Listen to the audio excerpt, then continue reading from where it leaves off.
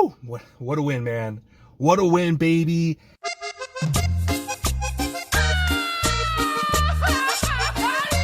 And all the Brock Purdy haters, all the Kyle Juszczyk haters. I'm talking about you, Grant. All the guys out there. I feel like Bart Scott right now, baby. Yeah.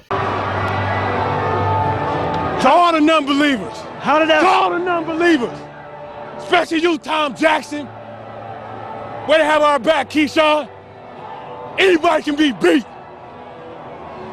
So how did that just feel? Feel great. All those guys that were talking all this trash, Wright. man. Nick Wright, man. Purdy did his thing. It wasn't like the perfect game, but 3 touchdowns, 0 interceptions on the road in front of the 12th man. Must win. Got game. it won. Must win game, man. All the trash we were hearing all this week. Is he a definitive top 12 quarterback in football? I don't think so. And I think that you are seeing some of those potential weaknesses in his overall physical skill set show up in some of these spots. Brock Purdy is a terrific scrambler. Today he averaged 8.3 yards per carry. But as a passer, when he doesn't have Christian McCaffrey, he's a glorified Jimmy Garoppolo. Call him Purdy G. The essence of mediocrity. Apparently, he's not so great when he doesn't have the offensive player of the year in the backfield with him. Go figure. Who does he think he is? The 49ers would be smart to take the game out of Purdy's hands and run the freaking ball with a lead in the second half. He's not the franchise quarterback they thought he was. Good thing they learned this before he's eligible for a contract extension. Come on, man. Brock Purdy, he's the dude. Despite, the special teams, despite Nick Sorensen effing it up, despite all that, man, we got it done. And when we need those touchdowns in the red zone, George Kittle, touchdown, obviously that Deebo Samuel floater. And then, who was the third one? Was it Kittle again? Kittle got 2. Had to have it, man. Had to have it. Got it done, man. So all the haters out there going out talking trash about Purdy, calling Cowherd. I'm talking about you too. Cowherd, he's a flip-flopper. Every damn week flip-flopping. You have Grant Cohn, Mr. Guy from Recess. Wasn't it Randall? There's no way I'm letting you move in on my territory. I'm telling Miss Finster. Out there talking trash, calling him Kyle Juiceless. Oh, that was the juice. Yeah, Kyle Juiceless, man. All that stuff, man. But what are your thoughts on this game? And do you think we're finally going to shut up the haters, or is it just for 1 week, dog? Nah, man. This is kind of what happens every year. I talked about this in our last video. A couple times in the last 3 years, man, we started off pretty rough, and then we had this game where we have to go on the road. All the marbles are on the line, all the chips are in, and we just have to make things happen. And then these are the games where these guys all come together and they play their best. We needed this game bad, and these guys stepped up. Obviously, Brock Purdy, there was so much hate going on this guy, but this guy was like pretty much up there on all the freaking passing stats. He had all that stuff. The receivers just weren't quite making plays, but like you said today, man, Deebo, Kittle, man, they came up big. Obviously, Juwan Jennings is always doing his thing. He's like just the unsung receiver who's always making big plays for us. Ayuk did all right too, so I'll give him a little credit. But, man, they needed this game, and they came out. The only one thing is Kyle Shanahan still has to work on that stupid second-half script. We look fantastic that first half, man. We were dominating the game.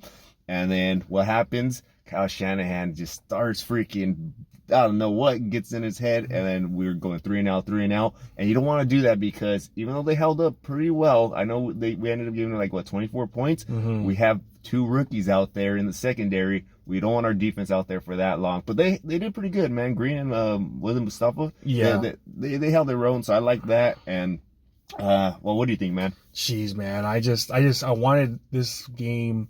I wanted to win so bad because I did not want to hear for the past 10 days how much Brock Purdy, is, oh, wow, told you he couldn't do it without Christian McCaffrey. First it was, he couldn't do it without, the wide receivers. And now Chris, it's just one thing after another at the end of the day. What are you going to say? Go for it. And not only you didn't do it without Chris McCaffrey, you did it without Jordan Mason a lot of this game. I know, exactly. Yeah. Grindo was averaging, 1 yard a carry until that last round when we finally got it going, But this right here, man.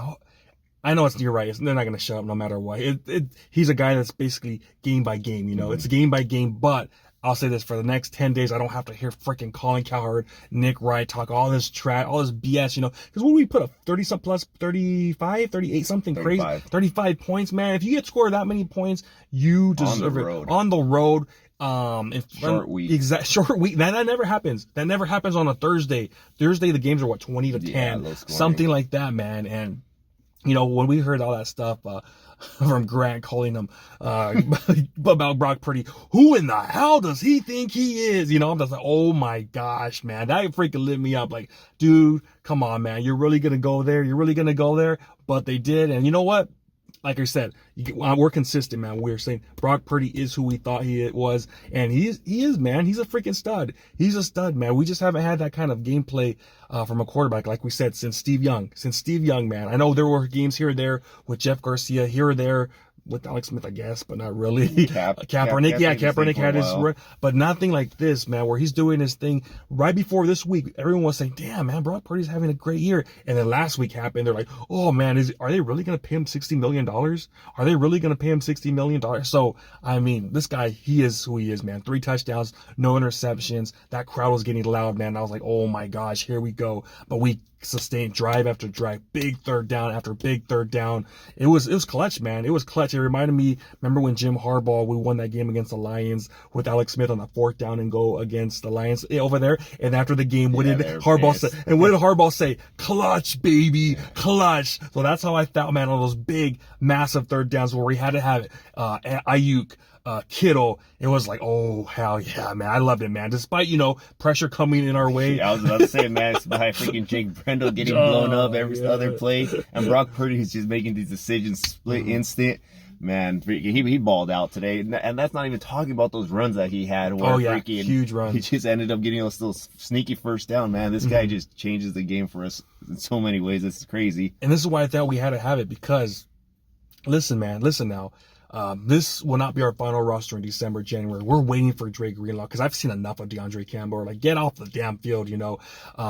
So we're going to upgrade there. We're probably going to be upgrading at safety when Hufanga comes back. We're going to be upgrading when Feliciano comes back. We get Brendo out of there. Hopefully, if they actually do, I think they should do it.